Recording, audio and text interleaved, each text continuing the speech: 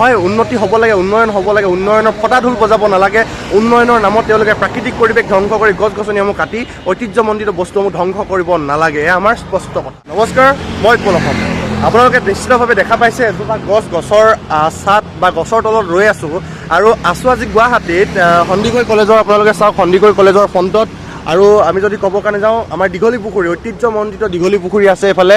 আৰু এতিয়া আপোনালোকে নিশ্চিতভাৱে গমেই পাইছে যে ছ'চিয়েল মিডিয়াত তোলপাৰ লগাই আছে যে বৰ্তমান সময়ত যিখন বৰ্তমানৰ শাসনাধীষ্ঠ চৰকাৰখনে গছ ৰোৱাৰ কথা যি কৈ পেলাই তেওঁলোকে গছ কটাৰ যি এক পৰিৱেশৰ পৃষ্ঠপোষকতা কৰিছে, যি এক মনোনিৱেশ কৰিছে, এয়া কিন্তু অতিকৈ ধিক্কাৰজনক, অতিকৈ গৰিহণাযোগ্য এটা কথা যে গছ থাকিলেহে মানুহ থাকিব। যদি গছ নাথাকে আমাৰ মানুহবিলাক কেনেদৰে জীয়াই থাকিব, তাত আমাৰ প্ৰশ্নটো আছে।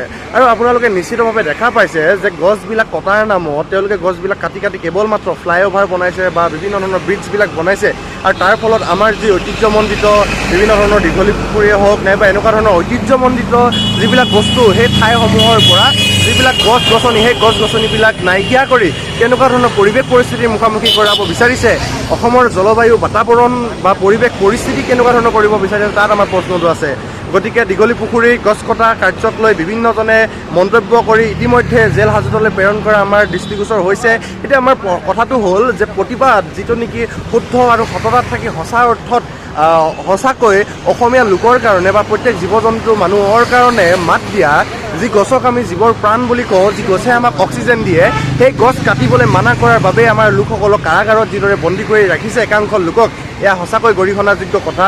আৰু আছোঁ দীঘলী পুখুৰী পাৰতে, সেইকাৰণে ভিডিঅ'টো আচলতে প্ৰস্তুত কৰিলোঁ যে যিটো ঐতিহ্যমণ্ডিত দীঘলী পুখুৰী আপোনালোকে নিশ্চিতভাৱে দেখা পাইছে, এই ঐতিহ্যমণ্ডিত দীঘলী পুখুৰীটোত বিভিন্ন ধৰণে গছ গছনি কাটি তেওঁলোকে যি দীঘলী পুখুৰীৰ বাতাবৰণ, এই বাতাবৰণ সম্পূৰ্ণৰূপে শেষ কৰি দিয়া আমি ইতিমধ্যে দেখা পাইছোঁ।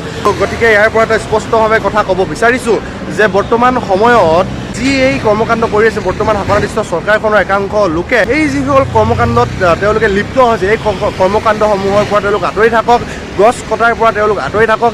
হয় উন্নতি হ'ব লাগে, উন্নয়ন হ'ব লাগে, উন্নয়নৰ ফটাঢোল বজাব নালাগে। উন্নয়নৰ নামত তেওঁলোকে প্ৰাকৃতিক পৰিৱেশ ধ্বংস কৰি গছ গছনিসমূহ কাটি ঐতিহ্যমণ্ডিত বস্তুসমূহ ধ্বংস কৰিব নালাগে, এয়া আমাৰ স্পষ্ট কথা।